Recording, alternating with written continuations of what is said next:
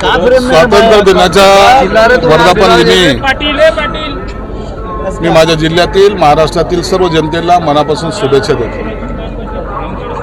हा आजचा दिवस एवढा अभिमानाचा स्वाभिमानाचा आहे।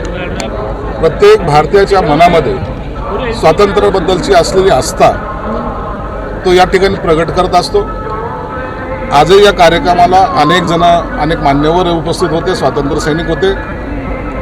या जिल्ह्याच्या विकासासाठी जो सगळ्यात प्रगत समजला जातो, औद्योगिकदृष्ट्या जर पाहिला तर महाराष्ट्रामध्ये सर्वात प्रगत असलेला हा जिल्हा आणखीन पुढे वाटचाल कशी करेल याकडे आमचं लक्ष आहे। म्हणून या जिल्ह्याच्या विकासामध्ये आमचे जिल्हाधिकारी असतील, corporation commissioner, police commissioner, divisional commissioner, जिल्हा परिषद सीओ या सर्वांचा सहभाग आहे।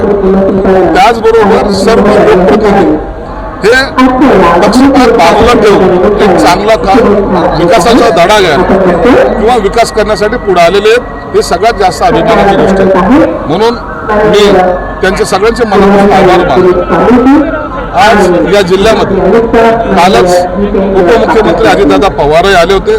त्यांनी सुद्धा मला तुम्ही तुमचा नियोजनाचा आराखडा द्या, मी त्यासाठी तातडीने मदत सर्व पद्धतीने करेन असं आश्वासित सुद्धा केलेलं आहे। माझ्या जिल्ह्यामध्ये 20 एकर लँड जी कृषी विभागाची आहे ती सुद्धा आपण आता संपादित करतोय। त्या ठिकाणी कन्व्हेन्शन सेंटर एक मोठं उभं करतोय, जेणेकरून मराठवाड्यामध्ये एक मोठी शान प्रत्येक कामासाठी त्याचा उपयोग होईल अशा पद्धतीचं ते सेंटर असणार आहे आणि त्याला जवळपास 500 कोटी रुपयाचा खर्च अपेक्षित आहे। म्हणून आता आम्ही थांबणार नाही, तर आमचा जिल्हा सर्वात पुढे आघाडीवर जाईल अशी आमची संकल्पना आहे। प्रत्येक पक्ष आपली ताकद आहेच असंच म्हणतो, कधी कोणताही पक्ष आपली ताकद नाही असं कधी विधान कोणत्याही पक्षाने केलेलं नाही। म्हणून त्यांनी केलेलं विधान काही विपरीत किंवा वेगळं विधान केलं असं मला वाटत नाही। सर, खैरे साहेबांच्या कानामध्ये कानमंत्र दिलाय, कानमंत्र दिलाय का? खैरे हे आमचे नेते राहिलेले आहेत, जुने माझे सहकारी राहिलेले आहेत, आम्ही बरोबर काम केलेलं आहे। आणि तुम्ही पाहिलं त्याच्या सत्तेमध्ये असो नसो ते प्रत्येक वेळेला कार्यक्रमाला हजर असतात। आणि असा जर कार्यकर्ता म्हणून जो प्रत्येक कार्यक्रमाला हजर असतो त्या टायमाला त्याचं वेलकम करणं किंवा त्याला शुभेच्छा देणं आणि त्यांच्या शुभेच्छा स्वीकारणं हे एक पद्धत आहे, संस्कृती आहे।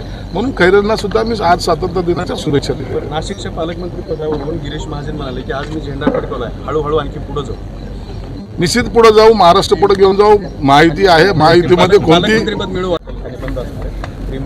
राजकारण्यांसाठी पार्टी ठेवलेली चिकनची आणि ते आमंत्रित करतात सगळ्यांना की मुख्यमंत्र्यांना सुद्धा त्यांनी आमंत्रण दिलं। अहो, हे सगळं नाटकं असतात। त्या लोकांना फक्त आता आपला TRP वाढवण्यासाठी किंवा आपलं कुठंतरी न्यूजमध्ये असण्यासाठी असे प्रकार करतात आणि हे प्रकार लोकांच्या लक्षातही येतात। पण सर, आज जन्माष्टमीचे त्योहार हिंदूचे सण आहेत, मग काय हिंदूची भावना दुखती नाही? प्रत्येकाला आपला सण साजरा करायचा अधिकार आहे। हिंदू आपले सण आपल्या पद्धतीने चांगल्या पद्धतीने साजरे करतील। ज्यांना कुणाला विरोध करायचा आहे त्यांनी विरोध करावा, त्यांना काय खायचं नाही खायचं त्यांनी ते करावं। परंतु याचा निश्चितच दखल हा प्रत्येक भारतीय किंवा प्रत्येक नागरिक हा घेत असतो। तर तो चांगल्या कामासाठी झाला पाहिजे, दर्जेदार कामासाठी झाला पाहिजे। त्यामध्ये कुठेही बोगसगिरी किंवा चुकीचे कामं करणारा जो कोणी असेल त्याच्या निश्चित कारवाईसुद्धा केली जाईल। म्हणून यापुढे आता कोणतंही गैरकृत्य किंवा गैरप्रकार या जिल्ह्यामध्ये होणार नाही याची काळजी आम्ही सर्वजण घेतो।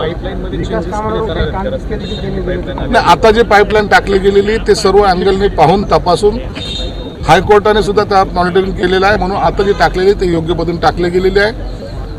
येणाऱ्या 19 तारखेला मुख्यमंत्री माननीय देवेंद्र फडणवीस हे या शहरात येणार आहे आणि त्या दिवशी या 26 MLD पाण्याचा पुन्हा एकदा स्रोत आपल्याला ॲडिशनल या शहराला मिळणार आहे। त्यामुळं जे 8 दिवसाला पाणी होतं ते आता 4 दिवसा 3 दिवसा आणि किंवा 4 दिवसाच्या आड पाणी प्रत्येकाला मिळणार आहे। ज्याची प्रतीक्षा होती तो DPCचा निधी आता तुमच्याकडे प्राप्त झालेला आहे असं कळतंय?